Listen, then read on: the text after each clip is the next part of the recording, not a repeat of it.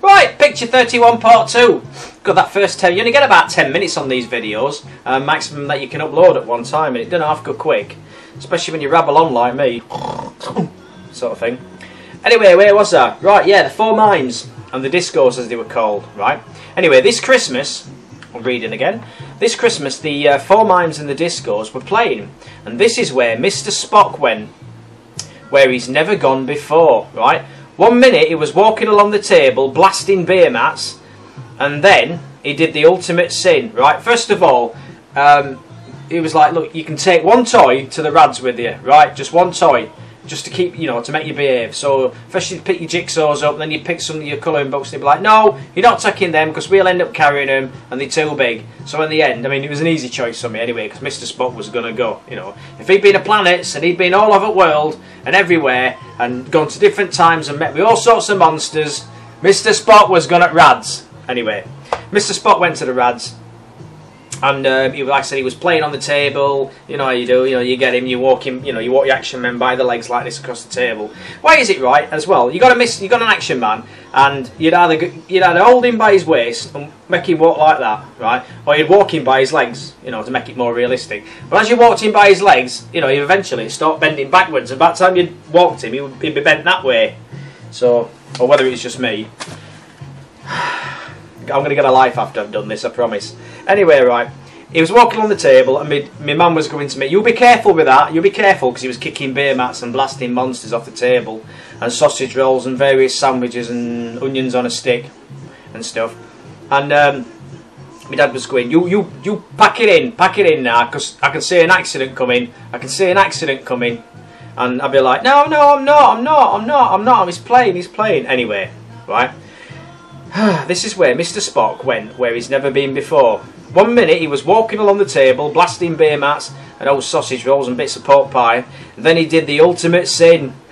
He kicked, helped by me, right, my dad's pint over, which in turn soaked his best suit trousers, right? And I mean, he was a classic suit. I can't remember what colour it was, but I know it was flared, because you could hear them flapping and catching each other on the way up. It was like, you know when you walk past one of these car lots and you can hear the flags flapping away behind when it's really, really windy. It sounded like that, so I know it was his best flares.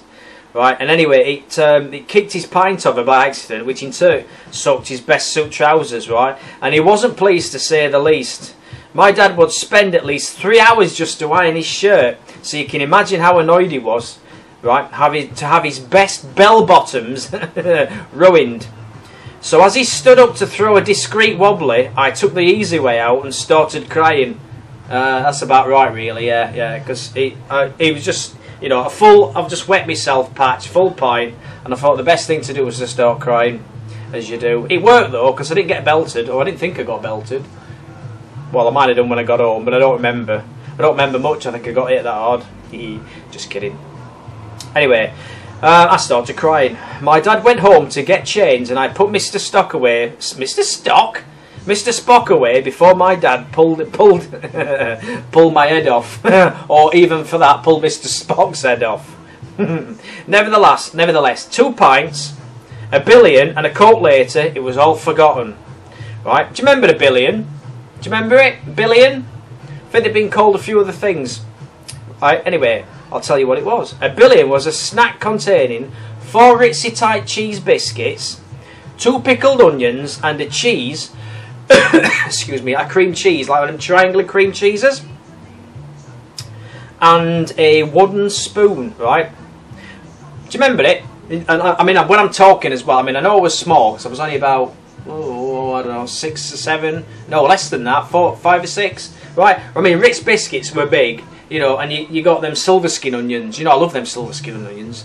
I get them every Christmas, and it's only cost. The only time we ever had them was when we were having these billions, because we never bought onions for Christmas. My mum made her own. You know, she prided herself on it. That and did anybody else have pickled cucumber and onion in a dish?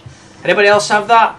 Mum would slice all this onion up, all this cucumber, and she'd leave it to like marinate for about 3 weeks, and it was lovely with salad and stuff, you know, because it was like all soaked through. I think we bought pickled beetroot, but the onions Mum used to get were like that. You know, you had knife and fork job just to eat them. Really nice, though. Really nice pickled onions. Problem was, if she'd forgot to do them and she was rushing them, she'd do them about a week before, and they were more oniony than vinegary. But anyway, silver skin onions, I loved them. I mean, nowadays they're absolutely rubbish. I mean, well, I put down here, not like the half less tacky crap you get now, because you get like 2 biscuits about that big. You get like a half-sized cheese and 1 onion. But I used to love them. Where were we? Blah blah blah blah blah. Right. Oh, and if we behaved, we could have something off the cockle man. It was the nearest thing to being at the seaside, and he would come round the club every weekend in his white coat and wicker basket. It's something you don't see anymore. That's true. Do you remember that? Remember the cockle man come round with his white coat and basket and sell his mussels and cockles and whatever it was. We used to get like a little, was it a little jar? I can't remember if it was a little jar or whether it used to come out of a jar and go in a tub. But he used to sit there and eat a tray of cockles. That was excellent. That just went well because, you know, when we used to go to the rads, just see if I put this down first. No, when we used to go to the rads, we used to go with me aunties and uncles and stuff, and all the like cousins and that. And most of the time, we'd all go together, especially when it's at Christmas. And you know what it's like, you know, everybody knew everybody else. You know, you'd leave out the rads, and I can remember most Christmases and that. You know, we'd always end up going to somebody's house or somebody's friend's house, you know, for a party sort of thing. And it was a case of you'd be sat there with your round table. You know, with the beer on the side, and right in the middle was the biggest tinfoil parcel you could think of. And my mum would spend like an hour before we went out cutting turkey sandwiches, mixture of pickled onions, big fat ones, cucumber and onion in vinegar. Don't know if it was in a dish or whether it was in a silver foil, I'm not so sure. We'd have pork pie, so we'd have sandwiches, all pickles, pork pie, and then like there'd probably be beef sandwiches and pork sandwiches, because we always used to get 3 meats at Christmas.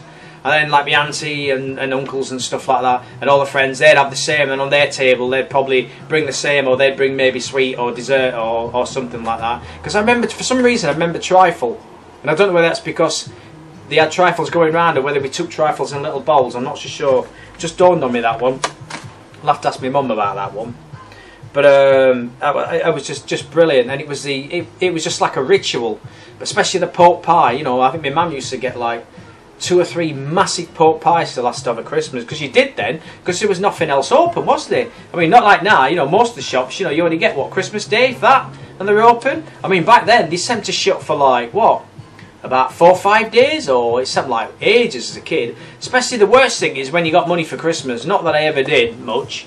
But if you did, or somebody got you something, you'd want to spend it, wouldn't you? Christmas Day, you want to spend it after you've played with your toys, and you want to go and get something else. And you can't, because these bugger all open. And you go past all these toy shops, and they're all shut, sort of thing. And it was the same with food. My mum used to stock up with food, pies.